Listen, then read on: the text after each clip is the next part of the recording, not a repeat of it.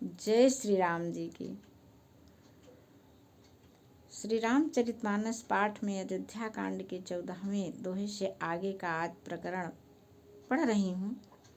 इसमें उस समय का विवरण चल रहा है जब भगवान श्री रामचंद्र जी का राज्याभिषेक होने की पूरी तैयारियां हो गई हैं और मंथरा को पता चलता है तो भागी भागी कैकेयी के पास आती है। इसी के आगे का हम लोग आज सुनेंगे। एक बात आप लोगों से विशेष विनती है कि श्री रामचरितमानस अपने आप उठा करके पढ़िए, बहुत बहुत अच्छा लगता है। अपने मन में बड़ा आत्मविश्वास जगता है और तो और बड़ा हृदय परिवर्तन होता है।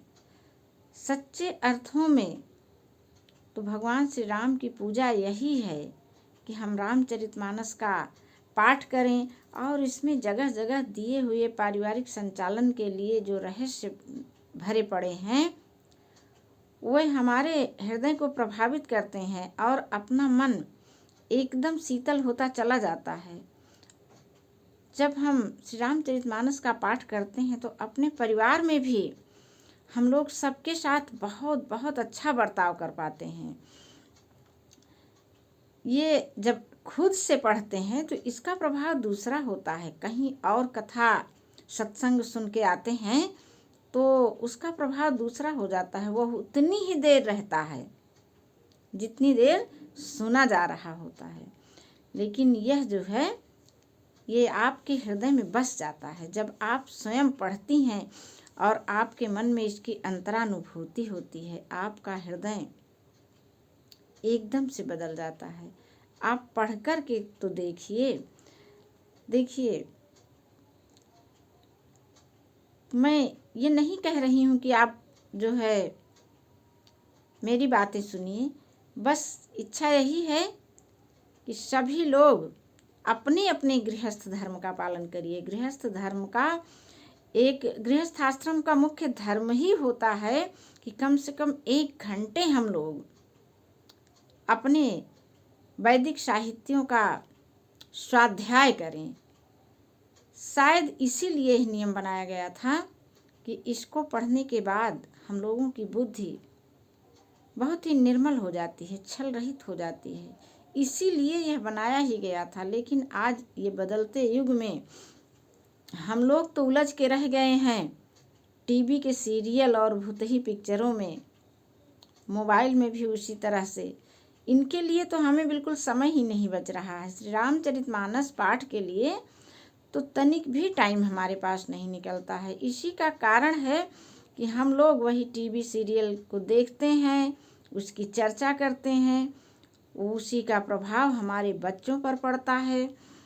जब हम श्री रामचरितमानस का पाठ करेंगे और इसकी चर्चा करेंगे तो निश्चित रूप से इसका दिव्य प्रभाव हमारे ऊपर, हमारे परिवार के ऊपर, हमारे बच्चों पर अवश्य ही पड़ेगा। आप कुछ दिन ही सही पढ़ करके तो देख लीजिए, पढ़िए, समझिए, अपने परिवार वालों को भी सुनाइए। आइए आगे का विवरण हम पढ़ते हैं। प्रिय बादिनी सिख दीन्हि तोहि, सपने हूँ तो पर कोप न मोहि। सुदिन सुमंगल दायक सोई, तोर कहा फुर जहि दिन होई। और फिर अब कैकेयी कह रही हैं कि प्रिय वचन कहने वाली मंथरा, मैंने तुझको यह सीख दी है, मुझे तुझ पर स्वप्न में भी क्रोध नहीं है। और सुंदर मंगलदायक दिन, शुभ दिन वही होगा जिस दिन तेरा कहना सत्य हो जाएगा, यानी भगवान श्री राम राजा बन जाएंगे। जेठ स्वामी सेवक लघु भाई, यह दिन कर कुल रीति सुहाई। राम तिलक जो साँच हूँ काली, देऊ मांगू मनु भावत आली। कह रही है कि जब सच में भगवान श्री राम का राज्याभिषेक कल हो जाएगा तो जो तुम कहोगी तुम्हारा मुँह मांगा मैं उपहार तुमको दूंगी।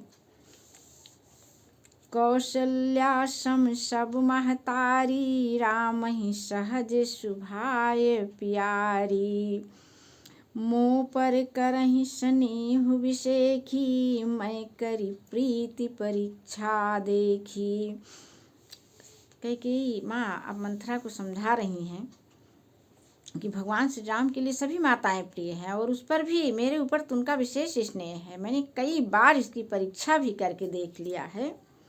अजौ विधि जन्म देई करि छोहु, होहु राम सिय पूत पतोहु।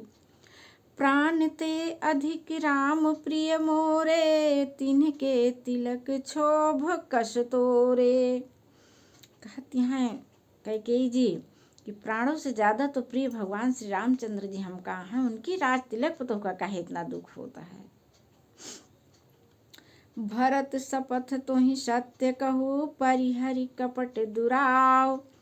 हर्ष समय विस्मय करसि कारण मोहि सुनाव। अब चूंकि उनकी दासी थी, उनको भी प्रिय थी, इसीलिए वे कह रही हैं इस हर्ष के समय में भी तुम्हें दुख हो रहा है, कारण क्या है, हमको सुनाओ सब। एक ही बार आश सब पूजी, अब कछु कहब जीभ करि दूजी। फोरे जोगु कपारु अभागा, भलेउ कहत दुख रो रही लागा। इसके पहले खूब डांट खा चुकी थी, तो कह रही एक बार तो मैंने कहा, खूब हमको भर मिला, अब जो है मैं कैसे कहूँ आपसे।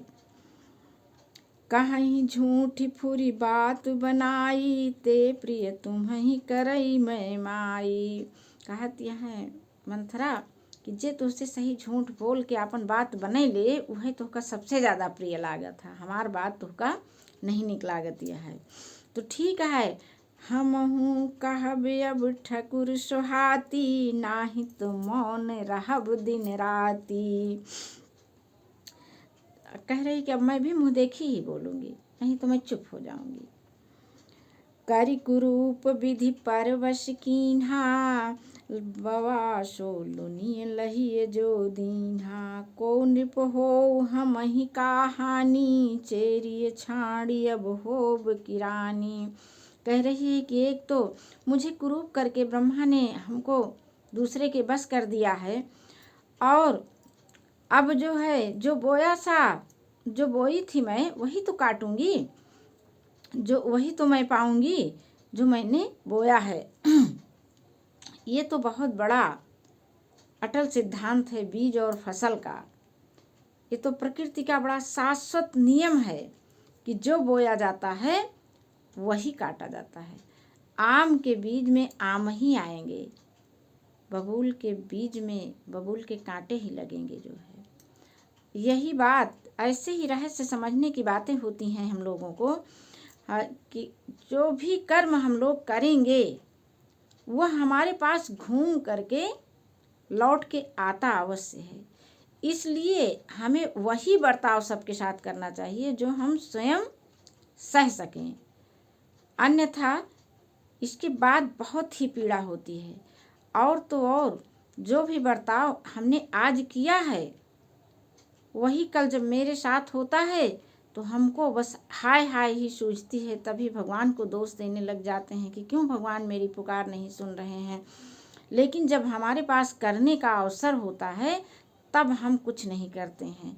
हमारी आप सभी लोगों से प्रार्थना है कि भगवान श्री राम का नाम और सेवा भक्ति, सेवा कहाँ सेवा करनी है, अपने परिवार में बड़े बूढ़ों की सेवा करनी है, अशक्त और बीमारों की सेवा करनी है, अपनी देवरानी जेठानियों की सेवा करनी है, सास नंदों की सेवा करनी है। जो आप कर पाओ, अपना शोषण न होने पाए, अपने लिए भी सजग रहो, न किसी का शोषण करो न अपना होने दो।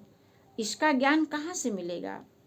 यही रामचरितमानस पुस्तक ही देगी हम सबको, अपने आप पढ़ने पर देगी। कहीं से जब हम सुनते हैं तो हमारे ऊपर उसकी छाप उतनी नहीं पड़ती है जितनी कि रामचरितमानस का पाठ करके पड़ती है। तो आप लोग एक बार श्री रामचरितमानस का पाठ अवश्य ही करिए, करके देखिए, आपका हृदय पूरी तरह से बदल जाएगा। आप अपने परिवार का कुशल संचालन कर पाएंगी, क्योंकि जब आपके हृदय में श्री राम नाम के ज्ञान की ज्योति जग जाएगी, तब आप अपने परिवार में सभी से प्रेम करने लगेंगी। जब आप प्रेम करेंगी तो तय है कि प्रेम के बदले ही प्रेम मिलता है। जो हम सबको देते हैं वही हमारे पास लौट के आता है। कितनी बढ़िया इस मंथरा की बात से कितना बड़ा संदेश इसमें भरा है। अन्यथा फिर जैसे मंथरा पछता रही है, वही पछतावा बुरे कर्म करने वाले लोगों का होता है।